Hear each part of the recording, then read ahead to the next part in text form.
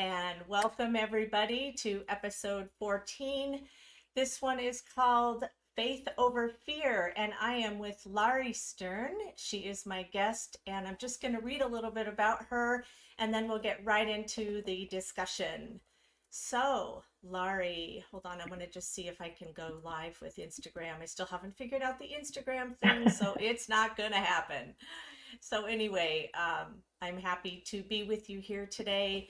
And Lauri is a Renaissance woman. All right. So, well, you really are. You've got like so many things.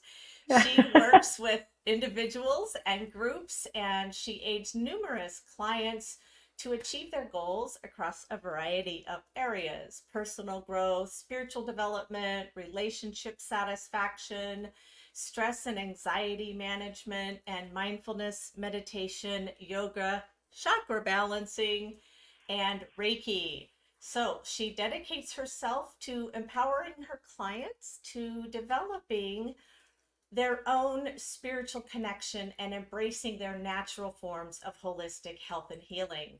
Her approach involves crafting a personalized plan for each client and offers a tailored blend of intuitive healing modalities that nurture the interconnection of mind, body, and spirit. Lauri holds a 200-hour yoga teaching, training, certification, and Reiki 1 and 2, and a chakra healing master accreditation. And she also has worked with Jennifer Ray with medicine and movement yoga. She's a proud mother of 4 grown children and a partner in a supportive and loving marriage since 1988. And congratulations for that. In a world where there are so many divorces, it's such a pleasure to see someone who's been married that long. And she also celebrates her roles as a devoted dog mom, Spotify enthusiast, singer, dancer, lifelong learner, pickleball player, fierce friend, sibling, dot connector, and writer. She's driven by a vision of a world brimming with infinite vitality and a profound sense of urgency to make a positive impact by relying on her unique blend of experiences to offer all that she knows and all that she reaches authentically, enthusiastically, and professionally. And hi, it is so good to see you. And for those of you Oh. who may have seen this, this is take 2 because I screwed the sound up last time. Yeah, well, Mercury, Yeah, right. Yeah. Yeah. It's So nice to see you again. it's good to see you too. And Yeah. for those of you who are watching, Laurie and I have about 98% things in common. I only have one child and I am not married at the moment. So, but other than that, we have a lot of things in common. We So we do. connected. Yeah. Yeah. So what I want to know first, I was thinking about this over the past week since we did this a week ago, is I was thinking about alignment Mm. and the connection between faith, fear, and alignment. And I wondered if you could talk about that in the context of the work you do.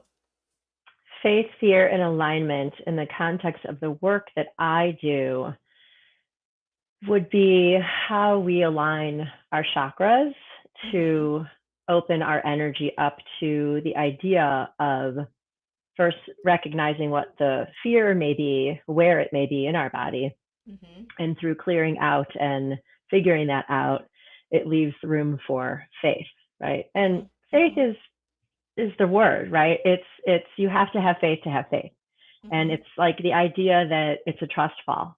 And for those Yes. of us who lack trust, Mm-hmm. then a lot of those people I would imagine have trouble finding faith, because Mm-hmm. faith is something we can't necessarily touch, feel, smell. We just Mm-hmm. have to believe that it's there, like Mm-hmm. people behind you on the ropes course, that they're going to catch you. Mm-hmm. Yeah, So definitely. You need I'm a some camper. faith for that. Yeah. Yeah, So and yeah. I was thinking that for me, when I am wavering in my faith, I think of all the numerous times that God has had my back, and every single time that I fell or made a mistake or did something that I shouldn't have done, there was a safety net there. There was a Yeah. safety net there. So every single time that I think, wait, is this going to be okay? Am I going to be okay? Just remember all the evidence has stacked up. Now, that isn't to say everyone can answer that the way I did, because there may be some people who say, no, God wasn't there for me, or no, this thing happened and I had faith and then it happened anyway. And Yeah. and so it's hard to answer that and Yeah. honor other people's experience. I don't disagree. What I've learned for sure is even in the most difficult of times, Mhm. when we are able to look back, if we're lucky enough to do so and have the Mhm. wherewithal and, the gumption, frankly, because it takes a lot of courage to Mhm. take a good hard look at the choices that we've made or Yeah. the situations in which we found ourselves, we recognize that even in those difficult times, sometimes those are the most revealing and awesome times. And we want to walk around saying, why did God do this or why did Yeah. Source do this? Yeah. And the answer is, well, why not? And I have a Mhm. teacher that says, why not? Why not me? Why not you? Mhm. Mhm. That's going to be a book that I'm writing, by the way. Yeah, and yeah. and when we look at it that way, it's we're all here to have an experience, Mhm. and it's divinely guided and guarded, Mhm. and we just need to sort of, like you said, have that faith that there's Mhm. a bigger plan at work. And if we try to stop bulldozing our way through our lives and controlling everything, we Yep. leave a lot of room for a big amounts of magic. Absolutely. I could Yeah. not agree more. I think about all the things that I thought I wanted in life. I wanted to be with that person, or I wanted that job, or I wanted that, whatever it Mm-hmm. was. And if all of my wants were granted, I'd be in a lot of trouble because oftentimes I wasn't listening to spirit or that inner voice saying, that's not good for you. You shouldn't do that. I was married in my early 20s, and a thought flashed across my mind the day before I got married. Why are you doing this? Why are Mm. you doing this? And my reason was, well, I want to feel loved. And so that's why I'm marrying this person. Mm. And the marriage did not last long because we did not get married on the basis of compatibility and co-creation. Mm-hmm. We got married because it was convenient and because I thought if he loved me, I'll be okay. But Right. you're right that God doesn't necessarily visit tragedy on us because, like you said, sometimes we bulldoze our way. I think of a bull in a china shop myself. We Yeah. bulldoze our way with our will, like I want this, and I'm Yeah. gonna ignore that thing inside of me that's like, nah, nah, that's not a good idea. Yeah. Well, and also at moments where we have clear clarity, Mm-hmm. and then we say that can't possibly be as easy as that was, and we talk ourselves Mm-hmm. out of it. Also Mm-hmm. with our free will, right? So how Yeah. we use our willpower, Mm-hmm. that's third chakra stuff, matters. How do we exert power? How do we receive it? And how do we Mm-hmm. express it? And the key is to even know that we're allowed to have it. Yes. So, Yes. And that's it too, is we do have power. We absolutely have power. We're not just going about aimlessly like robots or puppets on a string, but it's a matter of getting in touch with the power. And this is where alignment comes in. I've been thinking a lot about alignment, and for me, when something doesn't feel right, my inner sage or my inner source or my divine self is saying, that's not in your highest good. That thing that you think you want, or that thing you think is the right thing to do, is not in your highest good. And I only have your highest good. And that's what right. Reiki's about, right? It's all about highest good. And Reiki can do no harm. And when I'm feeling off about something, sometimes I ignore it. And when I don't ignore it, when I just stay true to myself, that's when I know I'm in alignment, when Mm-hmm. things feel right and things feel good. If things feel a little off, like they do for me right now in a particular situation, I Mm-hmm. know to walk away. Right. And the courage that it takes to do that. In terms of like the emotional intelligence in the area that you're into, if we're raised in an environment or with parents that don't even know themselves, I mean, that's a whole other podcast. But if we're raised to disbelieve our innate knowing Mhm. because our parents are in fear that Mhm. we maybe call them out on their bullshit or we got their number, let's say, and then we initially walk around thinking that what we think isn't true. And then Mhm. and then it takes our adult lives to unravel that.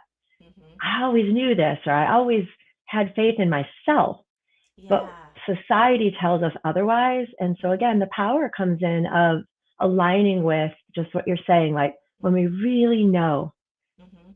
we just need to have the faith that we do. And Right. people are going to say, who do you think you are? Or how do you really know? And I want it to be enough to say, I just know Mhm. and not have to defend it, just live it. Mhm. Yeah, live Yeah. it. And a lot of people talk about gut instinct. Mm-hmm. If you want to call it gut instinct, call it gut instinct. Trust your gut. I Yep. hear that a lot. And, when someone says, I don't know what to do, it's like, well, how are you feeling inside? Right? Mm-hmm. How are you feeling? Because emotions can get a bad rap in our society. Oh, yeah. Oh, yeah. And especially for women, we tend to be more open with our emotions, but we also tend to be criticized for being open with our Mm-hmm. emotions. And emotions are information. They're Yep. information. So it's either information about something in my environment that I'm reacting to, Mm-hmm. or whatever it is, right? Happiness, joy, sadness, fear, anger, resentment, whatever it is. And then I have to say, why am I feeling this particular emotion in this particular situation? Mm-hmm. So if I'm angry with somebody, they may not be doing anything. It's me, and how am I reacting to it, and is it pressing a button that I need to look at? And whether they did something wrong or right, I still have to look at me. Right. Right. And that's some of the most difficult work for people Hmm. because they want to be like, oh, this can't be me. That's got to be something else or society or it's your fault or whatever. And when Hmm. we really take ownership of our own stuff and how we're triggered, recognizing that we are triggered, and then actually coming from gratitude for the trigger. Because Yes. if we never have those moments, then we don't grow. Hmm. Hmm. So it's like, yeah, you might be really angry at the person triggering you, but if you can step outside of that and say, thank you for showing me Hmm. that mirror or showing me that button, that's a tremendous gift. And So, it is a gift. And there are two things I would like to say about that. One is the Buddhist philosophy is everyone's a teacher. And mm-hmm, even the people we don't like or the situation we don't like, that's a teacher. And that's the introspection. It's inviting us to look inside and say, what am I afraid of? Am I afraid of somebody not liking me? Am I afraid to speak my truth? Am I repressing some kind of anger? And the other thing is, a friend of mine, whenever something was wrong and I'd be complaining, she'd say, Jamie, look for the gift. And I'd mm. be like, there's no gift in this thing. There's no gift in this thing. Where's the gift? But eventually, every single time, 100%, there was a gift. And I'm Right. much better. And in fact, one of the key tenets of positive intelligence is that when something goes wrong, we don't want to go down the path of the judge and the nine accomplices, the pleaser, the hypervigilant, the hyper controller, whatever, because those guys are the ventriloquists. That's the ego talking and Right. trying to sort of derail us. But the sage power says, if you've made a mistake or you've done something, take a look at what the gifts are. And there's a game called Three Gifts, and you find three gifts in it. And if you Mm. can do that and you're willing to try, it may not be instantaneous, but that's where the learning comes. Right. Right. Yeah. Yeah. Yes. There's a lot of learning Okay. sometimes. It depends. And we all need a friend who's going to say, where's the gift? But even in the moment, you're like, there's no gift. But, we all need a friend like that. Yeah, yes, we And it doesn't do. mean, like, I want to be careful too. Like, I know it's not because that person's trying to make you a pansy. Mm-hmm. Um, because there's a lot of people that are so uncomfortable with your discomfort, they just want you to stop being uncomfortable so they can go about their lives. But the people who are Yes. true friends, like the one you're describing, that says, Mm-hmm. I know you're in pain, and do Mm-hmm. you have a frame of reference where maybe not in this exact moment, but I encourage you to find the gift, Mm-hmm. which doesn't minimize your having an emotion. That's the thing you're saying. Like, society says emotions are bad, or women have too many of them, or whatever. Mm-hmm. Um, I don't have to wear that opinion, you know? Yes, exactly. And Yeah. one of the things that drives me really crazy is when you're telling somebody that you're having a day or you're sad or you're feeling embarrassed, or, we all experience shame to one degree Mm-hmm. or another. And shame is that internalized guilt. That's the I hate myself, I'm dumb, I did something really stupid, I'm a bad person. But somebody will say, don't feel ashamed or don't feel sad, or, and then that's negating my emotion and Right. negating my experience and not just honoring it. And like you say, you don't have to be ashamed with me. You don't have to be angry with me, but you can be with me in my vulnerability. And that Exactly. demonstrates your vulnerability. Right. Right. And I know we connect on, growing up when we grew up, and I think I shared with you, one of my siblings worked for somebody who's pretty famous, and I believe the statement "don't should on yourself" Mm-hmm. came from that person. And I say that in my Oh. classes a lot too. Like, don't should Mm-hmm. on yourself. Like, should is I think it's a four-letter word. And Mm-hmm. so when we really remove that, and really just be in the moment of Mm-hmm. whatever you're experiencing, and try not to wish it away, push it away, like we've talked about, sit with that discomfort, Mm-hmm. um, Mm-hmm. then we can transform. Then we can move on Mm-hmm. and recognize it might be a gift, or it wasn't mine to carry anyway, or I was just having a bad day. Like, Yeah. not everything is a lesson either. Sometimes you just Mm-hmm. stub your toe. That's not God saying, "Oh, I made you stub your toe." Yeah, I But know. if you're late for the meeting because you stubbed your toe and then you avoided this huge other thing, then that's Mm-hmm. what you can look at and say, "Oh, I guess that was, divine source stepping in and making me Mm-hmm. stub my toe." You know. Yeah, yeah. Yeah, So I think about that when there's traffic and it makes me late yeah. or something like that. And I think, okay, Jamie, or I get behind a slow car. I'm not a slow driver. Mm-mm. I think, okay, this is a time for me to just slow down.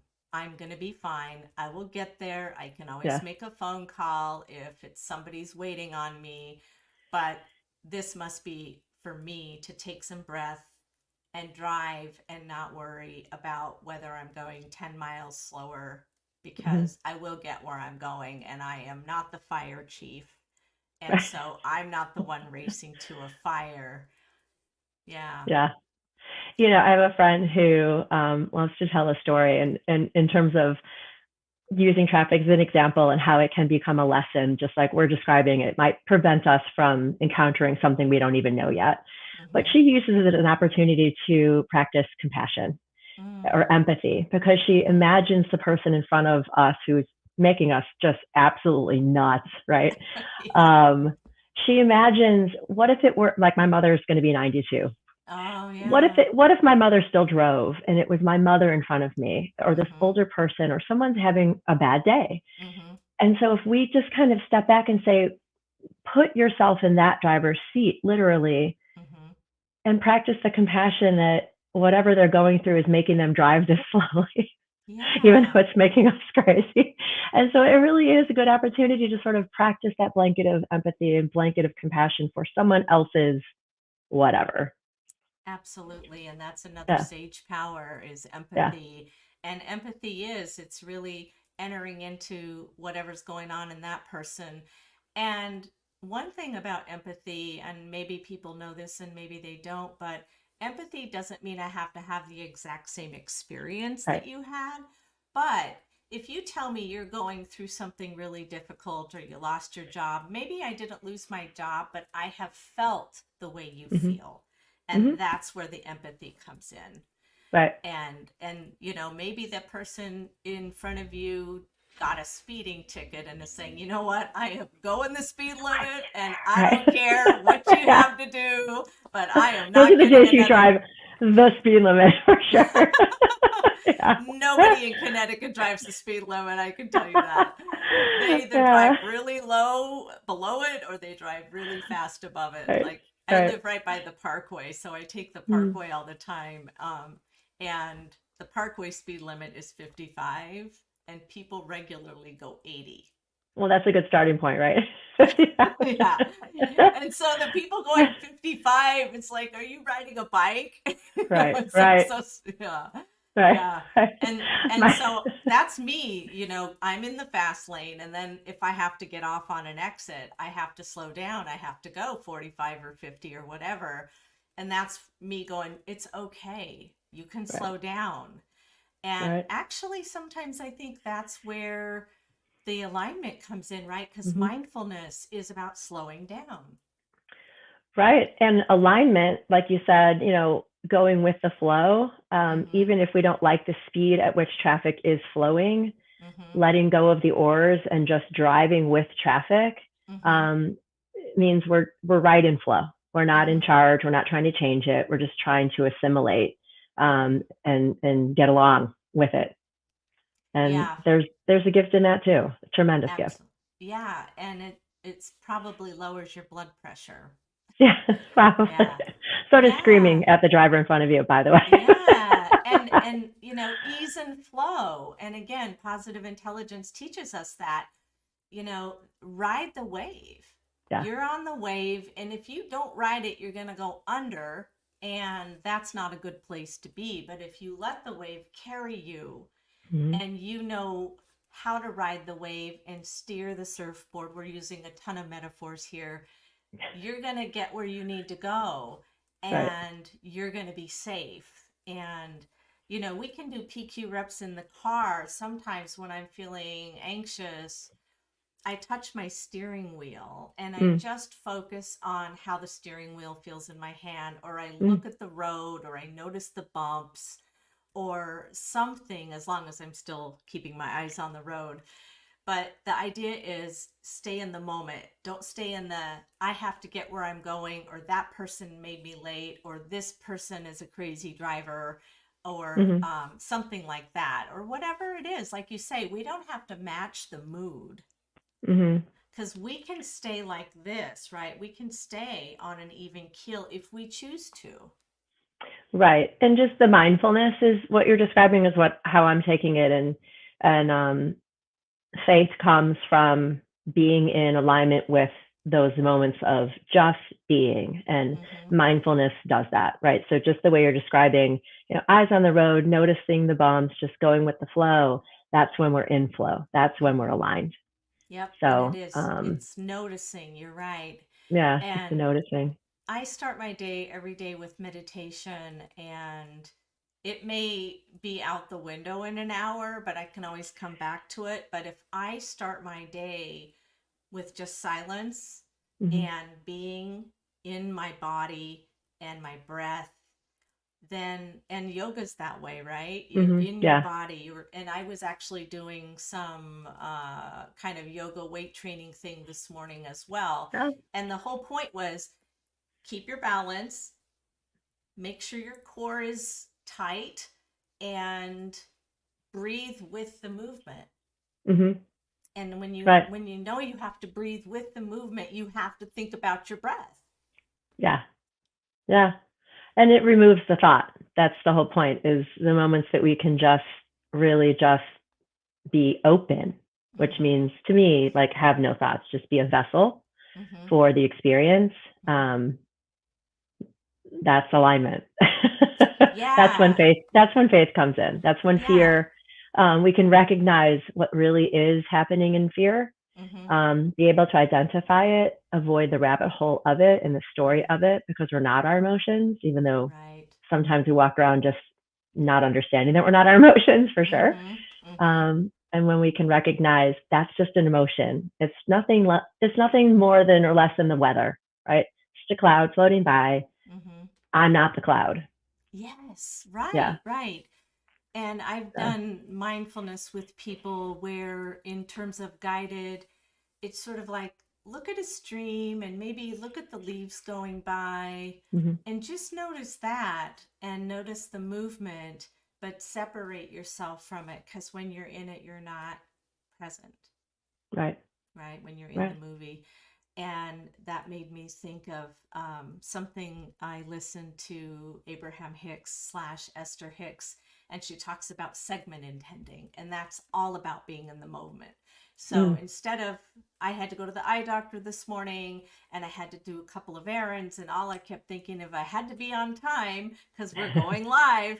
Yeah. And so I kept thinking about what time is it? And then I said, wait a minute, segment intending. I'm just in the car driving to the eye doctor. And that's all I'm doing right now. And as Mm. soon as I did that, I was fine. Right. I was fine. I was like, yeah, I'm just going to the eye doctor. I want to get there safely. Hmm. I want to go the Yeah. speed limit. Yeah. Yeah. Yeah. It's tough for sure to stay in that space, especially when life is happening all around us. Mm-hmm. And we are prone to, I feel, get caught up in the nets of other people's stuff. Yeah. And we want to be good friends. We want to be good spouses, whatever, teachers, students. And it's one thing to respect from where someone else is coming. Mm-hmm. It's quite another thing to then lose yourself and morphing into that to please someone else. So standing our ground and having the power to do that Mm-hmm. makes us the best people for being good teachers, being good students, being good humans. Yes, yes. And what you said about being true to yourself. Hmm. So, when we're in fear, again, yes, fear happens. It's normal.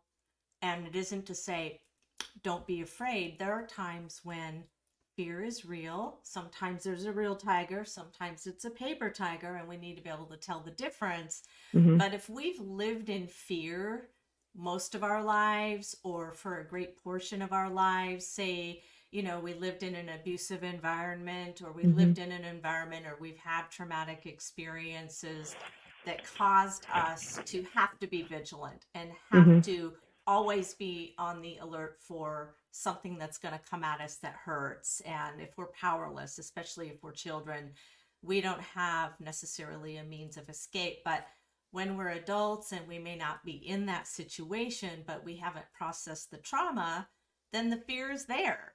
Hmm. And that's when I recommend therapy. I recommend finding a good trauma therapist if that's the case, because if it's not processed, it lives in your body. Yeah. And Yeah. then everything you react to, right? I think I said this before.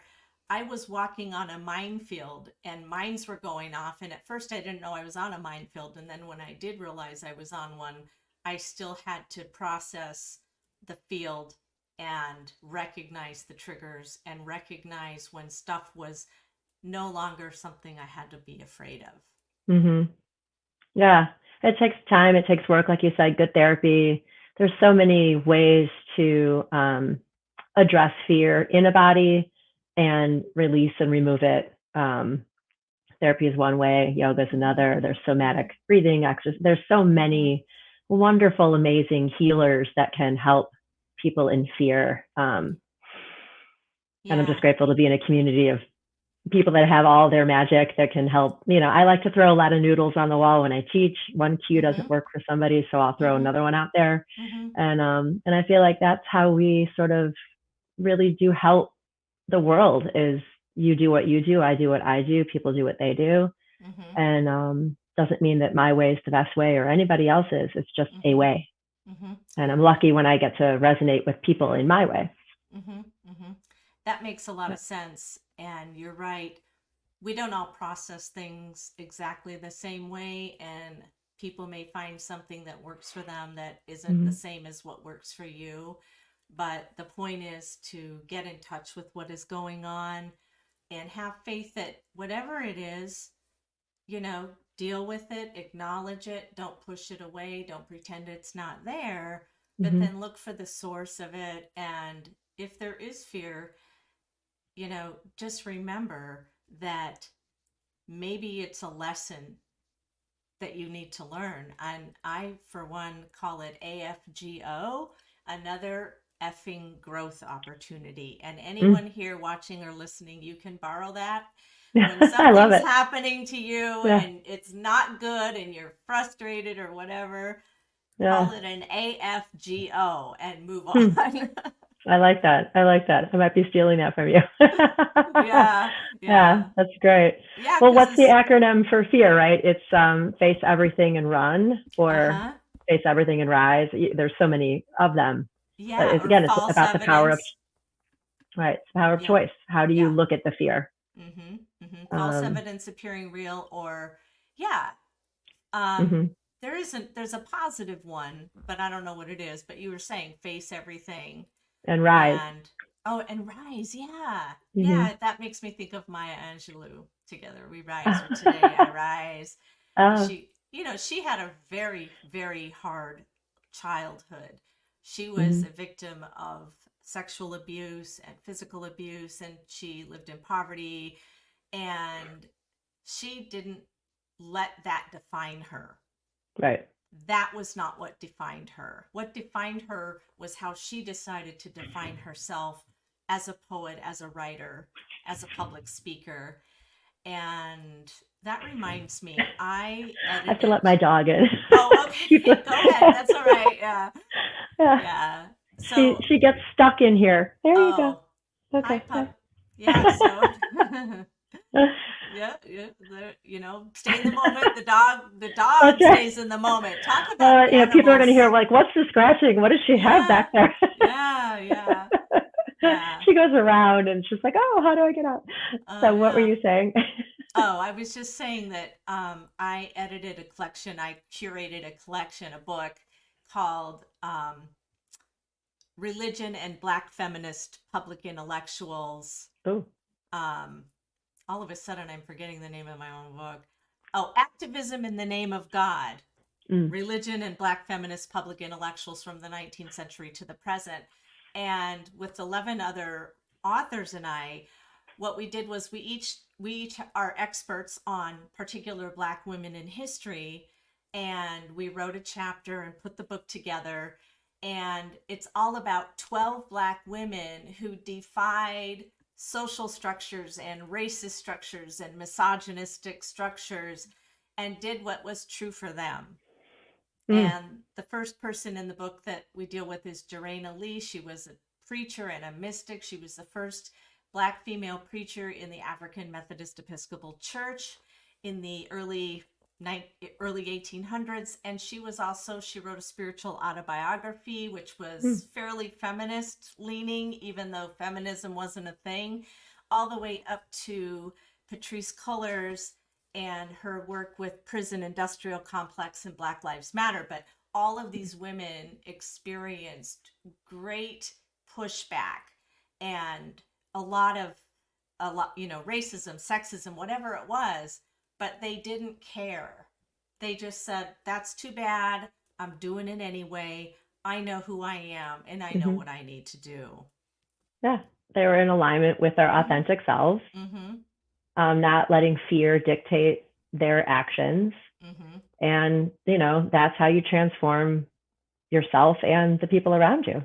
Right, right. Yeah, And the world. I mean, and the not that world. we can't change the world, Right. but Well, one person at a time. It starts with this one. exactly, exactly. I was Yeah. just going to say, we can do our part and hopefully it has a ripple effect. Yes. 100%. Yeah. Yeah, Just like this. yeah. Yes, yes, exactly. And Yeah. so I want to thank all of the people who are watching this and all of the people who are listening to it on any of the podcast audio platforms. And Lauri, I want to thank you. And Lauri's information will be in the show notes. And before we quit, A, I want to see you all at the PQ gym. And B, I'm going to play something for you if I can make sure to share my sound. Yeah, hold on here. Oh, whoops. No. Oh, no. Oh, no, no, no, no. Okay. Are you Have still faith. there? Okay.